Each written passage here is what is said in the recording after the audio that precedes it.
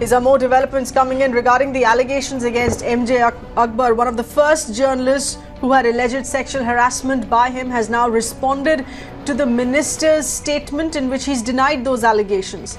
She's written this article in the news portal The Wire. Journalist Ghazala Wahab says that unlike what Akbar claims, his cabin was a big cabin, not something that was just patched up. She's also pointed out that she actually quit working for Akbar, unlike what he alleges in his statement, where he says that she had continued despite the alleged assault. It's a point-by-point rebuttal now that is coming from Ghazala Wahab. We have with us our correspondent Tanima getting us more details here. Tanima, this is with respect to further exposing M.J. Akbar in his counter-rebuttal. That's right. As we saw that there are reactions, in fact, coming in from some of the women journalists who had, in fact, named M.J. Akbar as the person who sexually harassed them at their workplace. Now, Ghazala Wahab had, in fact, written a very detailed account of when she was a young 21, 22-year-old journalist who had just joined to work as an intern when M.J. Akbar was an editor in one of the leading papers.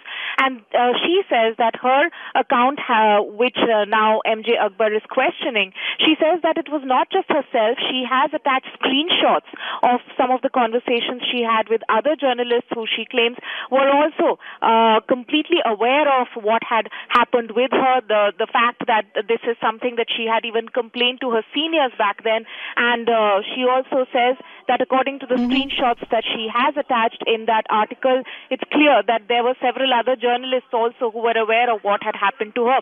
She also takes on M.J. Akbar in the sense that taking on from his statement where he claimed that there were just the cabin which he had, nothing illegal could have happened inside it because it was a very small cabin.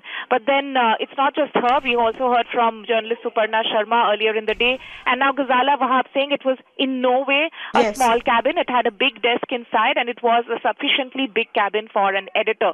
She also goes on to say that in her statement, M.J. Akbar had said that when she had complained to a senior of hers, apparently the senior to Akbar had described the version as nonsense. But however, she goes on to point out, Ghazala Wahab, in her article, that she actually never complained to the senior journalist who was named by M.J. Akbar, but somebody else. She, in fact, said that she had handed over someone else. Exactly. To Tanima, what does this really mean? Is it just a question of one version versus another, or does it really expose a lie by the minister?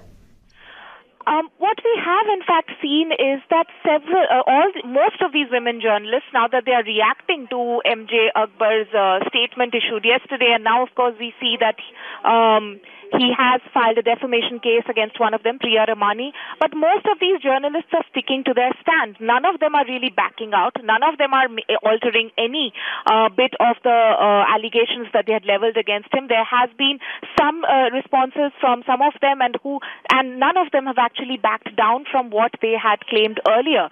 So clearly they are ready to take on the minister as well. And also, when you speak about backing down, Tanima, it's important to note that this rebuttal that is coming by Ghazala Wahab, it's also in the wake of a criminal defamation suit that has been filed by M.J. Akbar against another person who's accused him against Priya Ramani. So this is coming up in absolute strength in the face of a defamation suit that is already being faced by another alleged victim.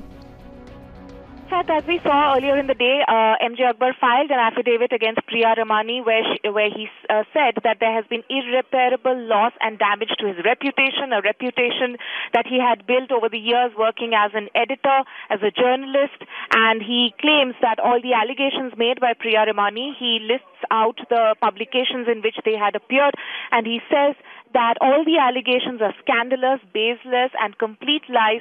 So since according to him, they're defamatory in nature, he has gone ahead and filed a suit. But of course, as I said, we'll of course have to wait and see whether the minister takes on other journalists as well, because as you heard, and we can see on their responses online, that none of them are really stepping back from what they had claimed earlier. Seher.